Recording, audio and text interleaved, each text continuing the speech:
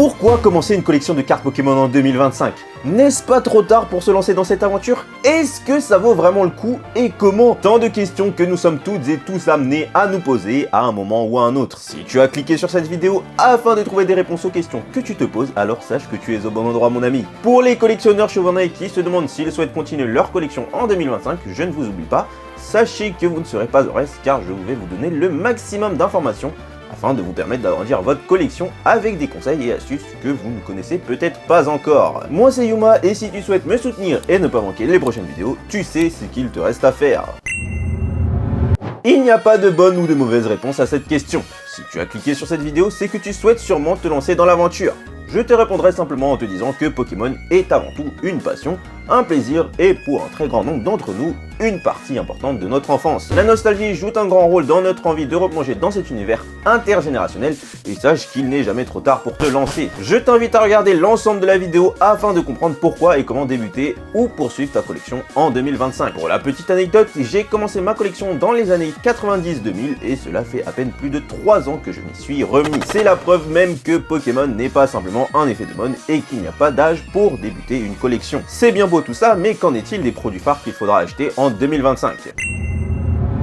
Avant toute chose, il sera bon de te mettre en garde car oui, à moins d'avoir un compte bancaire à 6 chiffres ou plus, il te sera impensable de réussir à compléter toutes les séries à venir. As-tu un Pokémon préféré, une génération de Pokémon qui a le plus marqué ton enfance que les autres? Souhaites-tu acheter de l'ancien ou te lancer dans les nouvelles séries de cartes? Tant de questions essentielles qui te permettront de prendre les meilleures décisions pour ta collection. Car il ne faut pas oublier, chaque collectionneur est unique et chaque collection le sera tout autant. Je vais tout d'abord te présenter les produits qui sont pour moi essentiels à ajouter à ta collection. Pour les connaisseurs, le coffret dresseur d'élite, plus communément appelé le TB, est pour moi le produit qu'il faut absolument ajouter à notre collection. Ce coffret se retrouve généralement aux environs des 50 à 60 euros, soit environ 6 euros par booster. Cela en fait un produit abordable qui sera un vrai plus pour ta collection, que ce soit pour l'ouvrir ou le garder scellé. Enfin, si tu souhaites te faire plaisir en ayant un prix moyen par booster le moins élevé possible, je t'invite à te diriger vers les displays qui te permettront d'ouvrir des boosters pour un prix souvent inférieur à 5 euros unité. A noter que ces produits seront moins accessibles de par leur prix qui se situe aux environs des 180 euros à leur sortie. Sache que l'achat des produits Pokémon n'est pas la seule alternative que nous avons en tant que collectionneurs.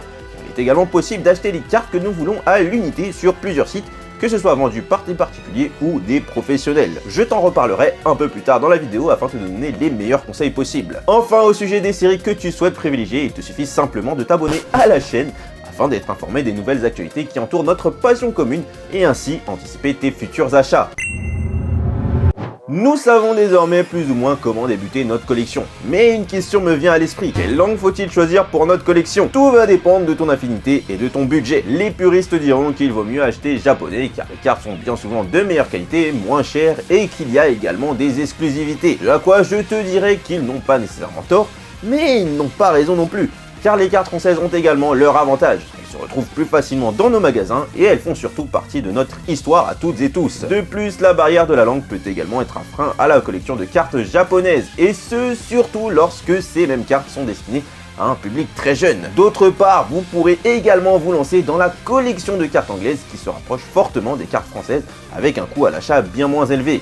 Pour les investisseurs, il faudra aussi prendre en compte que les cartes japonaises ont un atout énorme car ces dernières se revendent très bien car elles font partie des cartes les plus collectionnées à l'international. Si tu souhaites te faire un avis plus complet et prendre ta décision dans les meilleures conditions, je t'invite à te diriger vers cette vidéo dans laquelle je t'explique les avantages et les inconvénients de ces 3 formes de collection.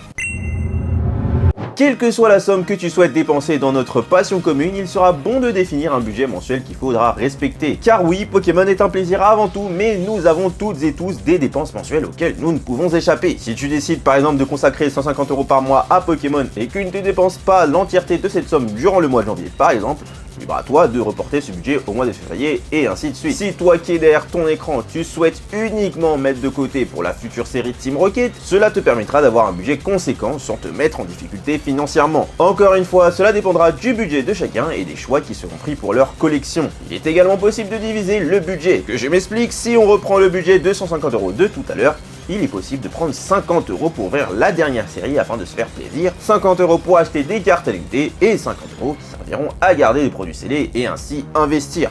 Car si la valeur de la série augmente, cela devrait nous permettre de compenser nos dépenses dans les mois et années à venir.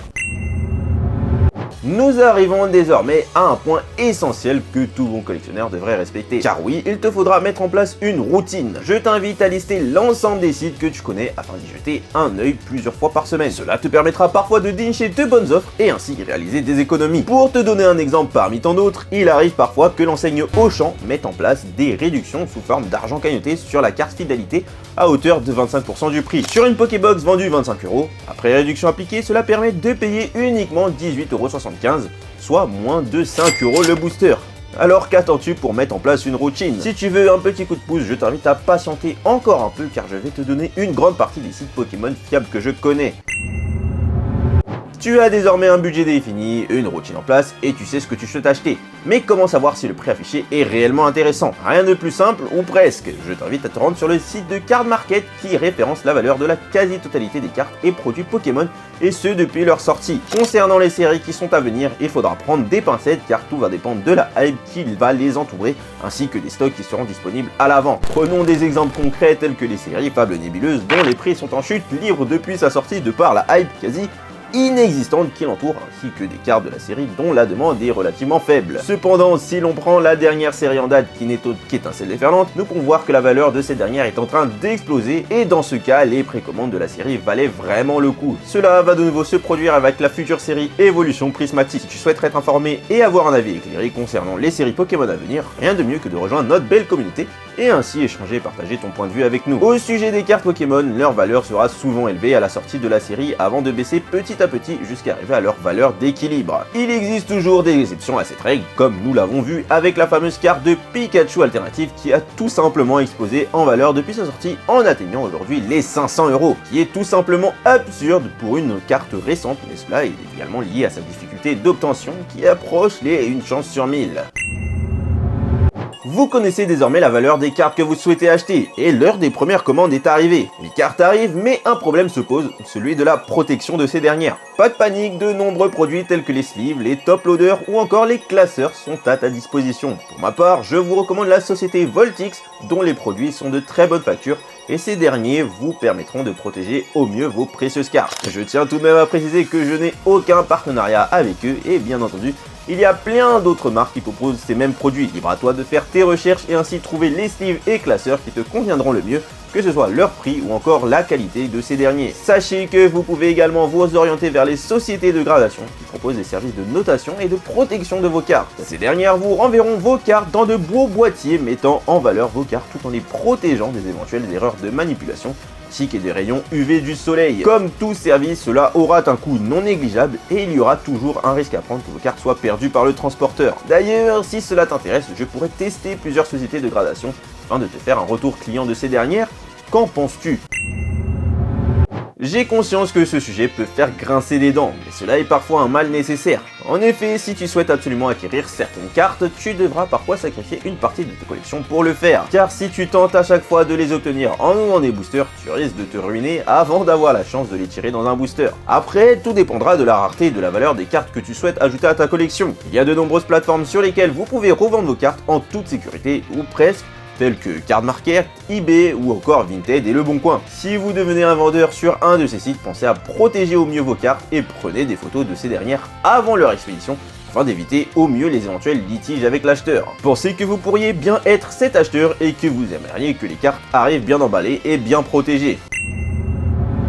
Je vais désormais vous donner une liste des sites fiables sur lesquels vous pourrez acheter vos produits et cartes Pokémon. Je vais tâcher d'être bref et vous invite à laisser un commentaire si vous souhaitez avoir des infos plus précises. Pour commencer, il y a les sites de revendeurs de jouets tels que Smith Toys et King Jouets qui ont parfois des prix intéressants sur certains produits. Vous pourrez également vous diriger vers les enseignes telles que Auchan, Leclerc ou encore Carrefour pour ne citer que. Je vous invite aussi à jeter un œil sur des sites tels que Pokémon, K2B, Toys Lu, Picastore, Invex Collect ou encore la Gizette Family. Il ne faudra pas oublier les sites de revente tels que Le Bon Coin, Vinted, Bibs, eBay ou encore Card Market. Pour celles et ceux qui souhaitent soutenir leur youtubeur préféré, vous pourrez vous rendre sur Kairu, Card Hunter, Card Plus ou encore Pokébinome pour ne citer que. Si j'en ai oublié, n'hésite pas à laisser un commentaire afin d'en faire profiter la communauté.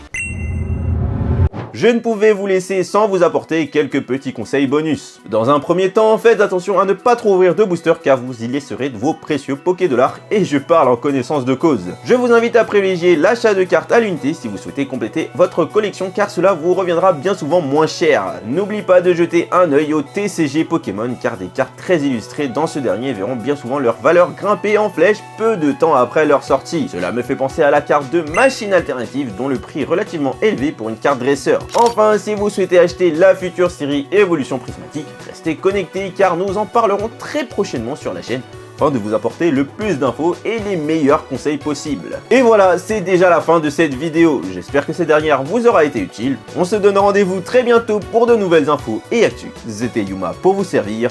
Peace!